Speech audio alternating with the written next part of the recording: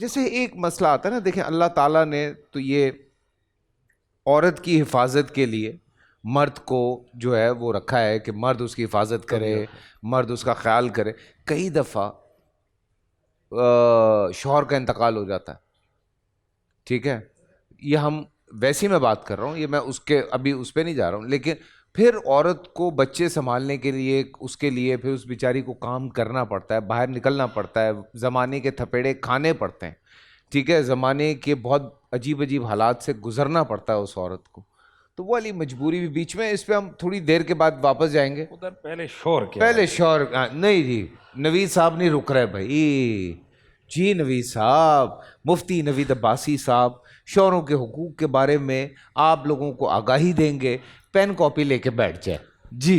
بہت شکریہ آپ کا، بول چینل کا، ہماری انتظامیہ کا، کہ انہوں نے اس خوبصورت حسین موضوع کا انتخاب کیا. اس پر میں مبارکباد دیتا ہوں. مجھے بھی آپ کو بھی سلام مبارکباد بھی پیش دے کر رہا رہے ہوں. ہیں میں سلام پیش کرتا ہوں جی. اس کی وجہ یہ ہے کہ عام طور پر یہ وہ مظلوم طبقہ ہے جس کے حق کی بات کہیں نہیں ہوتی. واہ واہ. حالانکہ اللہ رب العالمین نے کی ہے، رسول خدا صلی اللہ علیہ وآلہ وسلم نے کی ہے، لیکن ہمارے معاشرے، ہماری سوسائٹی نے شوہر کو دیوار کے ساتھ لگا کے رکھ دیا ہے صاحب. اور یہ حقیقت اظہر من الشمس ہے، اس میں کوئی دو رائے نہیں ہے. ہم اس کو ہنسی مذاق کے اس میں لے کر بات کریں یا حقیقت کے تناظر میں دیکھیں، یہ حقیقت ہے. دیکھیے، گزارش یہ ہے کہ قرآن مجید فرقان حمید نے ایک بات کی، اور یہ سارے لوگ توجہ سے بات سنیں. اندر جو لوگ بیٹھے ہوئے ہیں ہمارے PCR میں وہ بھی سنیں، خواتین بھی سنیں، گھروں میں بیٹھی ہوئی ہماری مائیں بہنیں سنیں، سب سنیں. بات یہ ہے کہ قرآن کہتا ہے للذکر مثل حظ الانثیین.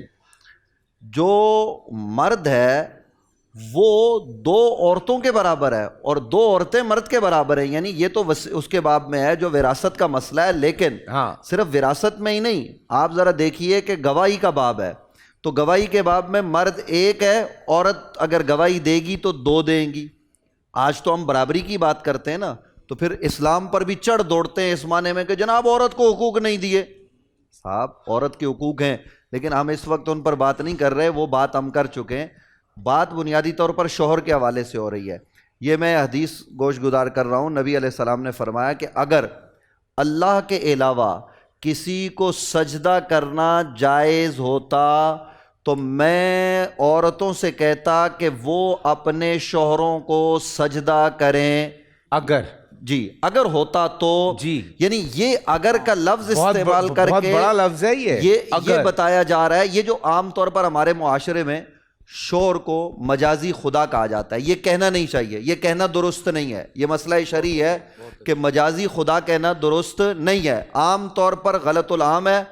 معاشرے میں مرد کہتے ہیں، عورتیں کہتی ہیں، یہ ناجائز ہے، نہیں کہنا چاہیے. مجازی خدا نہیں کہنا چاہیے. اتنا غلط العام ہو گیا، یہ اتنا غلط العام ہے. لیکن وہ شاید اسی سے وہ لیتے ہیں کہ نبی علیہ السلام، اس میں نبی علیہ السلام بتا یہ رہے ہیں کہ شوہر کے حقوق ہیں. آپ ذرا دیکھیے کہ جس عورت سے شوہر ناراض ہو جائے، جب تک شوہر راضی نہیں ہوتا اور عورت اس کو راضی کرنے کی کوشش نہیں کرتی، روایات میں اس پر لعنت کے الفاظ آئے ہیں. اگر شوہر اس کو بلائے اور وہ شوہر کے پاس نہیں جاتی، رک جاتی ہے بغیر کسی عذر شرعی کے، تب بھی اس پر لعنت برستی ہے. یہ تمام تر روایات ہیں، یہ اسلام ہے، یہ کوئی مذاق نہیں ہے فیصل قریشی صاحب، اس لیے میں عرض کر رہا ہوں. اچھا، اس میں میرا ایک سوال ہے کہ اگر عورت شوہر سے ناراض ہے اور وہ نہیں جا رہی ہے تو؟ دیکھیے، عورت ناراض ہو یا مرد ناراض ہو، ایک ہے ناراضگی. قرآن مجید فرقان حمید نے اس ناراضگی کا حل بتایا کہ وہ ناراضگی جس کی آپ بات کر رہے ہیں نا، میں دوسری ناراضگی کی بات کر رہا تھا. وہ ناراضگی تو یہ ہے کہ کوئی کسی مسئلے پر ان کے درمیان نزاع ہو گیا اور وہ چلی گئی، تو خاندان کے بڑے بیٹھیں گے، یہ قرآن کا اصول ہے، اور پھر وہ بیٹھ کے فیصلہ کریں گے. گھروں میں رہتے ہوئے بھی تو ناراض ہو جاتے ہیں. جو گھروں میں دیکھیں، ایک ہے کسی وجہ سے ناراض ہونا، ایک ہے بغیر کسی عذر شرعی کے. یہ خاص بات کر رہا ہوں میں، بڑی خاص بات. بغیر کسی عذر شرعی کے شوہر اس کو بلاتا ہے، کوئی عذر نہیں ہے، اور وہ رک جاتی ہے، وہ اپنے آپ کو روک لیتی ہے. یہ حدیث سنا رہا ہوں میں، مذاق نہیں کر رہا. اور وہ روک لیتی ہے اپنے آپ کو اور نہیں شوہر کی بات سنتی. شیخ ایسا ہی ہے، اس پر اللہ کی لعنت ہے یا نہیں ہے؟ اب یہ دیکھیے، یہ شیخ صاحب نے ہماری بات کی تصدیق کی. تو گزارش یہ ہے کہ اس وقت میری بات تھوڑی لمبی ہو جائے تو آج مجھے ایک شوہر سمجھ کے حق دے دیں کہ میرے بھی کچھ حقوق ہیں. گزارش کرنے کا صرف مسئلہ یہ ہے کہ دیکھ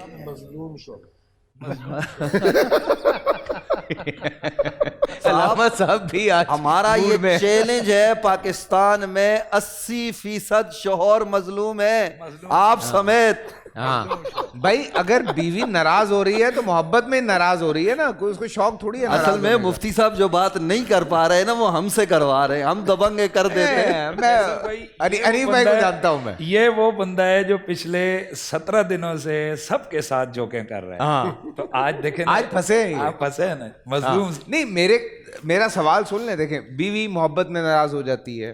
کئی دفعہ میاں نے کہا میں 8 بجے آ جاؤں گا, وہ پہنچا 11 بجے, کہاں تھے, میں دوستوں کے گھر پہ تھا. بیوی ایسی نہیں وہ تو تھوڑا سا ناراض ہو وجہ گئی ہے نا, اس نے جھوٹ بولا, فون نہیں اٹھا رہی, دھوکہ دیا نا, وہ تو دھوکہ دیا, وجہ ہے بغیر کسی وجہ اچھا بغیر کسی وجہ کے, بغیر کسی وجہ کے, بغیر کسی عذر اچھے حالات شرعی چل رہے ہیں, کے, سب صحیح ہے, بغیر کسی عذر شرعی کے ساتھ بیٹھ کے آگے بڑھتے بھی دیکھا ہے. فیصل بھائی آگے بڑھتے ہیں, بات کو آگے بڑھاتے ہیں. یہ باتیں تو ہم نے کر لی. دیکھیے اس وقت مظلوم کیا ہے, یہ گھریلو مسئلے میرے کان میں بھی آ رہے ہیں, وہ تو آئیں گے. میں ان کو بولے تھوڑا صبر رکھیں, بات پوری ہو جائے گی. جی مجھے بیچ میں جو ہے نا وہ آج مجھے وہ شاہ صاحب کیا کہتے ہیں, ٹرپ نہ کریں, کیا ہوتا ہے شاہ صاحب جو کہتے ہیں, ٹرپ نہ کریں, انٹرپٹ نہ کریں. ہاں انٹرپٹ, وہ جو بھی کہتے ہیں. مجھے سب وہ آج میں گزارش صرف یہ کر رہا ہوں, توجہ یہ دلا رہا ہوں کہ اس وقت دیکھیے یہ سارے حضرات, یہ علماء, یہ جو ہماری یہ کیمرہ مین سے لے کر پیچھے تک جو لوگ ہیں, یہ سارے ان میں اکثر شوہر ہوں گے. یہ بیچارے رات کے اس پیر یہاں کیمرے کے پیچھے بیٹھے ہوئے ہیں, کس کے لیے؟ میرا یہ سوال ہے. وہ پی سی آر میں جو لوگ بیٹھے ہوئے ہیں وہ کیوں بیٹھے ہوئے ہیں؟ وہ نیچے جو ہمارا چوکیدار ہے, جو گارڈ ہے بیچارہ, وہ گھر بچوں کے ساتھ جا کے سیری نہیں کر رہا, وہ بول چینل پر کیمرے پہ دیکھے کیمرہ مین مجھے یوں کر رہا ہے, سبحان اللہ. سر ڈیوٹی ہے, کیمرہ مین نہیں, ڈیوٹی کیوں کر رہا ہے, کیوں کر رہا ہے, فرائض ہے نا سر, کیوں کر رہا ہے؟ فرائض ہیں, فرائض تو ہیں فیصل بھائی, کیوں کر رہا ہے؟ یہ میرا سوال ہے. وہ بیوی کے لیے کر رہا ہے نا. ایک بات بتائیں, مرد کی تو زندگی یہ ہے, پہلے گھر والوں کے لیے کرتا ہے, پیرنٹس وغیرہ کے لیے, پھر اس کے بعد جب بیوی بچے بیوی آ جاتی ہے بیوی کے لیے کرتا ہے, بچے آ جاتے ہیں, یہی رونا رو رہا ہوں, یہی اس کی ڈیوٹی ہے. تو اس بیچارے کا خدا کا واسطہ کچھ خیال کر لو.